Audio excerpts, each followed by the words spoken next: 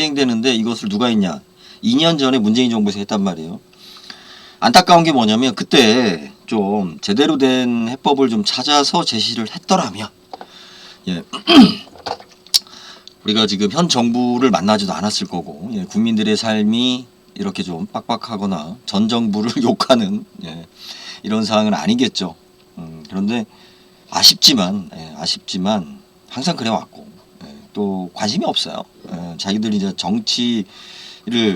정권을 잡기 위한 권력을 잡기 위한 욕심인 거지 실질적으로 그 국민들의 삶 자체를 들여다보고 내가 어떤 대의를 가지고 무엇을 하겠다라는 정치인이 과연 몇 명이나 있을까요?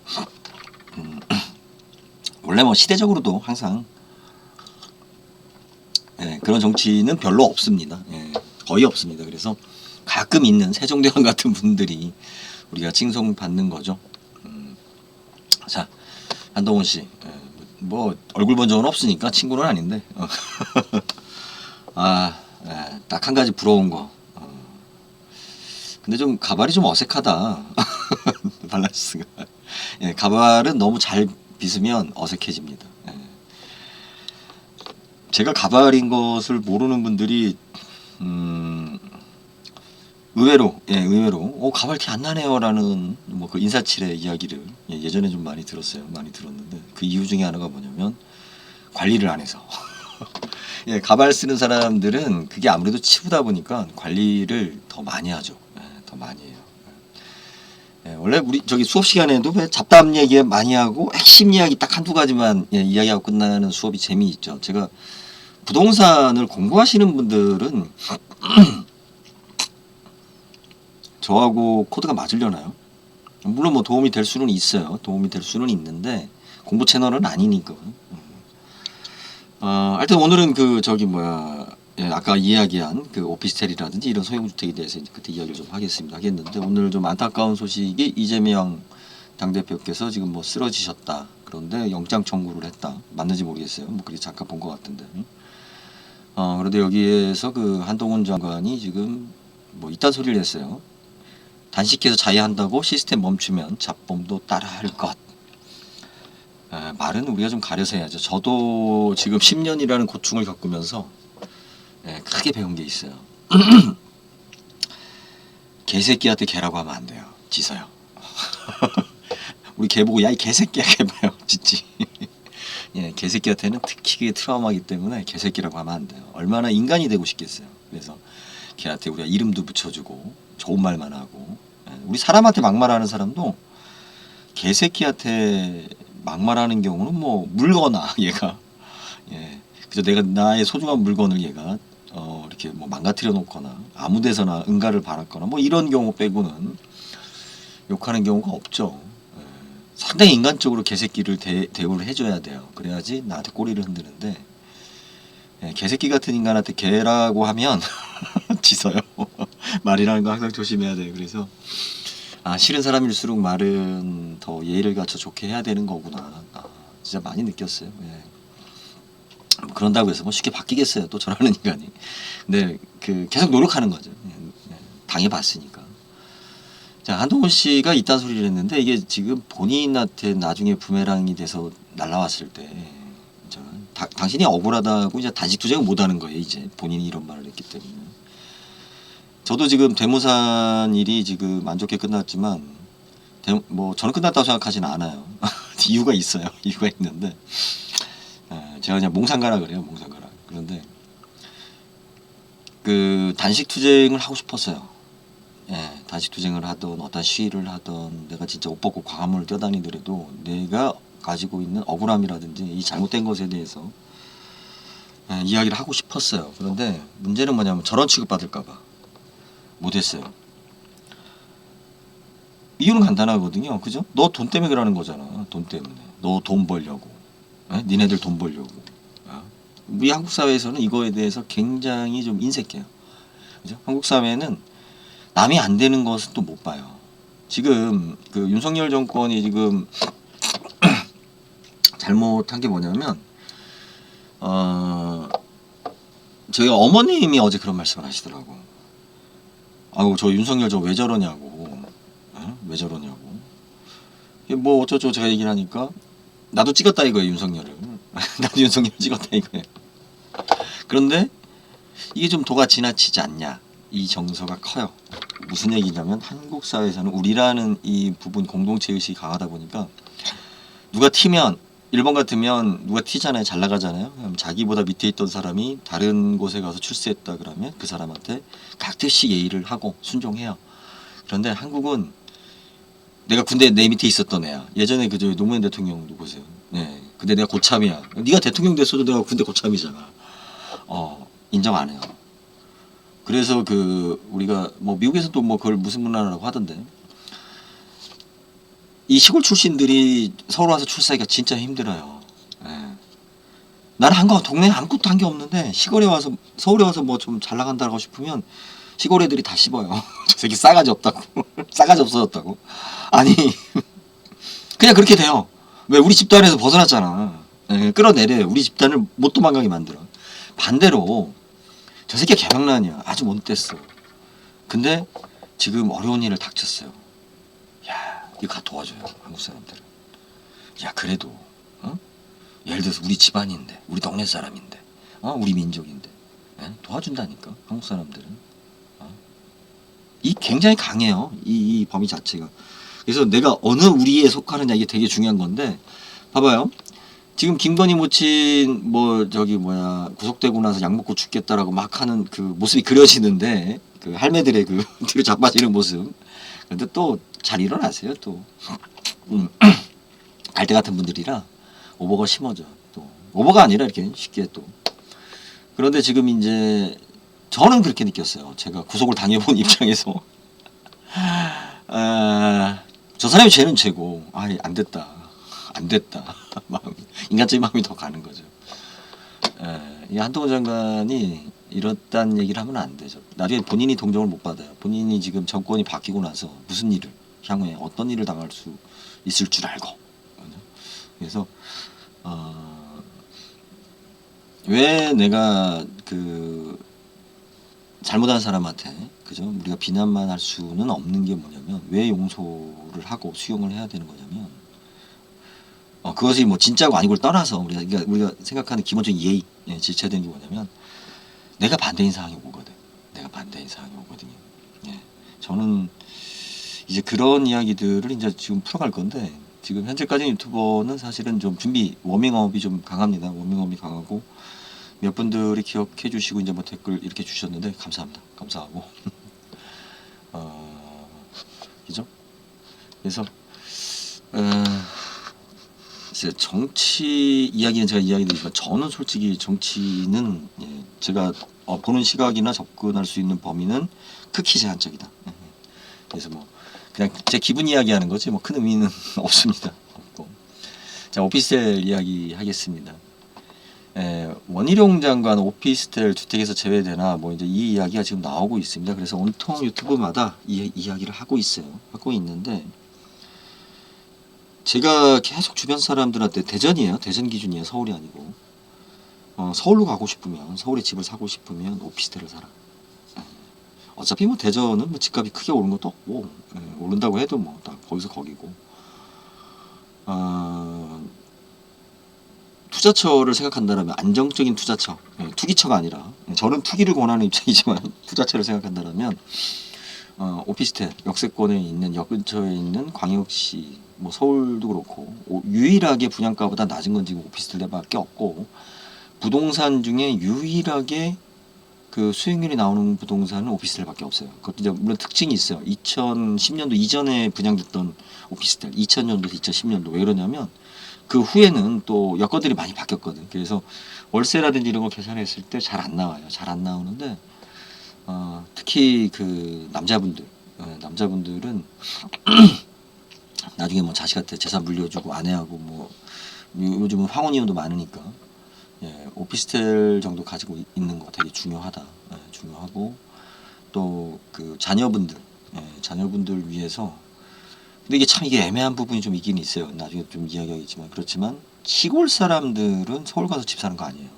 서울 가서 집 사는 거 아니고, 내가 일단 연고가 내 바탕이 시골에 있는 분들은 서울 수도권 중에서 진짜 손해 안 보고 투자할 수 있는 거, 유일한 거, 그리고 기본적인 수익률 나오는 거 오피스텔이다. 안 팔리잖아요. 안 팔으면 되죠.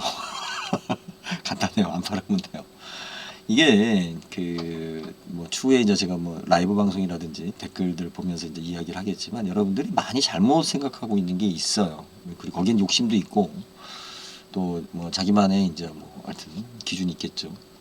자, 이게 지금 이제 핵심은 대부분 부동산은 수익률에 비해 부동산 값이 높게 잡혀 있습니다. 그래서 구매하면 사실은 수익이 나오지 않아요. 더군다나 보유세라든지 상속세, 증여세까지 생각을 한다라고 그러면 어떤 건물을 가지고 있어도 수익률이 안 나옵니다. 연예인들 건물 사는 거 참 바보 같은 짓이에요.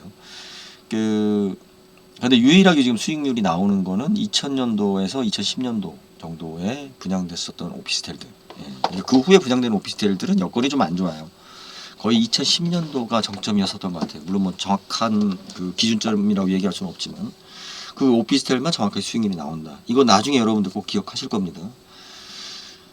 그런데 이제 왜 그런 현상이 생겼느냐? 바로 오피스텔에 대한 1가구 2주택 과세 때문이에요. 중과세. 이게 지금 말도 안 되는 과세 짓거리에 난장판을 만들어 놨어요. 세무사들도 이해 못하는 부분이 있어요.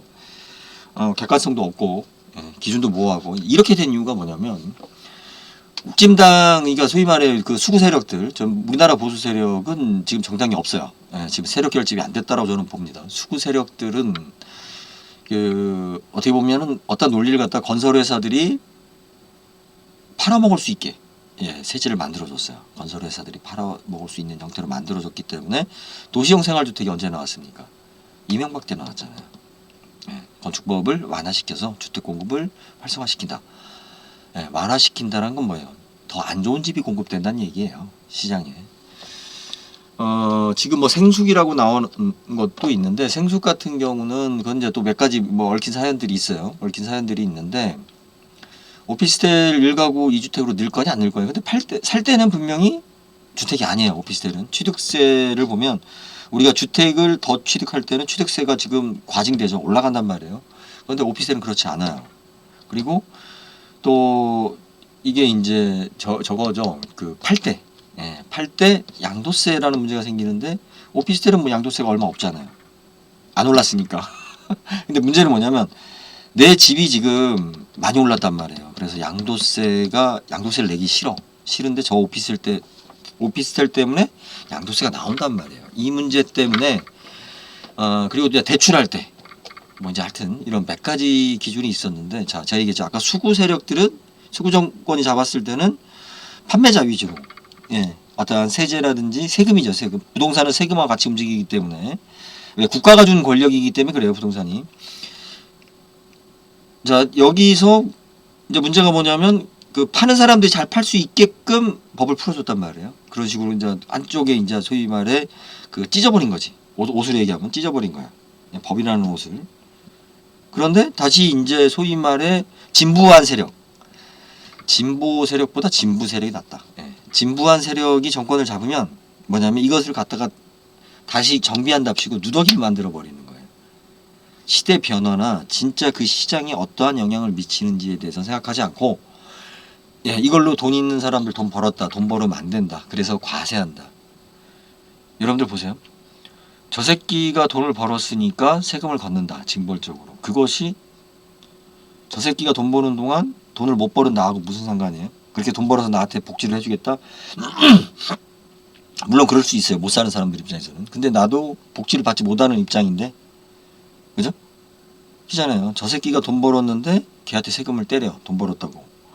투기라고. 그럼 뭐야? 내가 투기할 수 있는 기회가 없는 거예요. 나는 돈 벌 수 있는 기회가. 쟤는 벌어서 세금을 뜯겼고 나는 기회가 없는 거야. 나는.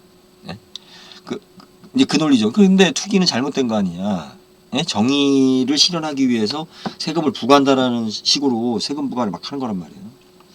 지금 노무현 정부 때 이야기했었던 종부세 문제. 제가 그때에 그죠? 그 종부세 때문에 제가 막 진짜 열변을 토하고 막 했었던 기억이 나는데 이거 나중에 이거 부메랑 된다. 이게 지금 말이 되냐. 그런데 그때 논리가 뭐였어요? 아니 뭐 야 아파트 9억 이상씩 가는데 10억 이상 가는 집 가진 사람들이 뭐 세금 그것도 못해? 야 자동차보다 어떻게 집 가진 사람이 세금을 더 적게 내냐? 자동차하고 집하고 자꾸 비교하는데 그건 전혀 다른 주체예요. 상황 자체가. 이게 나중에 서울 중위값이 지금 서울 중위 아파트 가격이 10억이 지금 되면서 이제 문제가 됐잖아요. 종부세 이거 심각해진 거잖아요. 나 월급 받아가지고 실수령에 500도 안 되는데 세금이 500이야. 세금이. 막연히 저들은 부자니까 내도 된다라는 식으로 이런 식으로 진보한 세력들이 항상 선동을 했어요. 돈 없는 사람들을 상대로. 그죠? 자들은 부자니까 세금 부과해도 돼. 야, 그거 받아서 너희들한테 줄게. 아니, 뭐예요? 우리 국민들을 부자로 만들어줄게라는 말이 빠져있는 거예요. 더 잘 살게 더 부자로 만들어줄게가 아니라 있는 자들을 털어서 너희들을 줄게. 이거예요. 지금 민주당이 이게 지금 국민들 수준에 눈높이 안 맞게 된 거예요. 이게. 응? 자체가 뭔가 이상해. 정의 실현한다고 하는데. 예? 그래서 이거는 문재인 정부 때 이 문제를 풀었어야 돼요. 좀. 그런데 지금 이제 현재로 넘어왔는데 과연 원희룡 장관이 할 수 있는 게 뭐가 있냐? 근데 이게 국토부 장관이 할 수 있는 게 1가구 2주택 부분에 대해서 어떤 부분을 자기가 뭐 발표해서 뭐 해서 할 수 있나요? 아니면 뭐 기획재정부라든지 행안부? 예, 국토교통부? 뭐 이렇게 다 해가지고 뭐 세금이라든지 뭐 법률안이라든지 이런 거 다 바꾸고 뭐 시행령 바꾸고 이렇게 해서 그 1가구 다투기에 대해서 그 뭔가 해주려나요?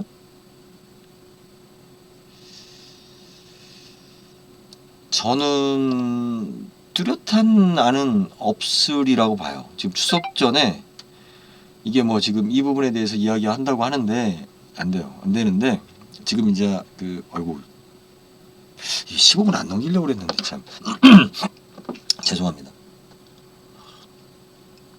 뭐냐면요. 이런 얘기를 해요. 투기 세력이 그러니까 투자처가 없어서 오피스텔로 몰린다. 뭐 숙박형 무슨 주택으로 몰린다. 예. 이런 이야기를 하는데 여러분들 오피스텔 분양받은 사람들 중에 부동산에 대해서 도시형 생활주택 분양받은 사람 중에 부동산에 대해서 아는 게 있는 사람들이었을까요? 그 사람들이 투기를 할 만큼? 사실은 진짜 모르는 사람들이 다 그런 걸 샀거든요. 도시형 생활주택 같은 거. 도시형 생활주택이 어떻게 보면 다가구 주택? 예, 다세대도 안 돼요. 다가구 주택 정도를 갖다 조금 키워가지고 그것을 갖다가 쪼개기 분양할 수 있게끔 법으로 해준 형태란 말이에요. 왜 그렇게 해줬느냐?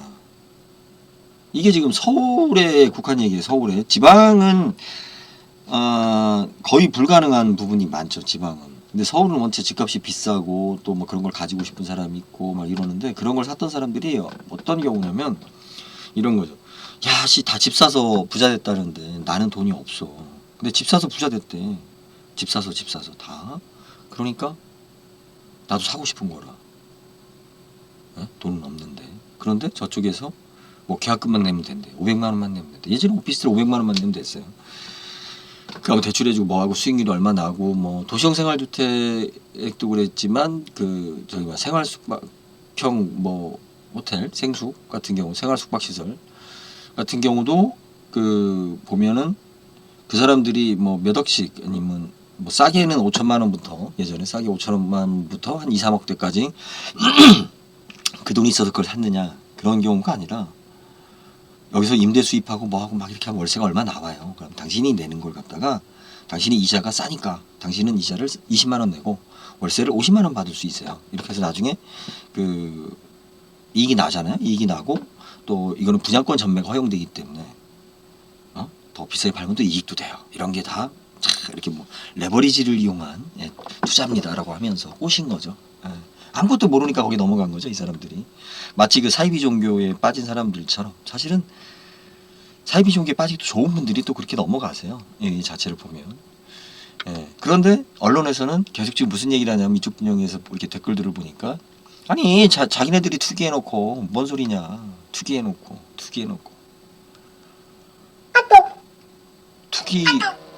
투기가 뭐가 잘못됐나요? 투기가 저는 그걸 묻고 싶어요. 내가 뭐 불법을 했어? 일부 공무원들이나 LH 직원들이 어떠한 행위를 한 건 걔네들은 투기가 아니라 뭐예요? 불법을 한 거죠. 불법을. 투기를 왜 비난해야 돼요? 투기했다고 해서 거기다가 세금을 부과해요? 응? 그런데 우리들한테는 그런 게 있어요. 암암리에 뭔가 모르게. 예, 그러면 안 된다는 식으로. 예. 마치 그 유교적인 예, 부동산 투자에 대한 그 사이에 누가 돈을 버느냐. 예.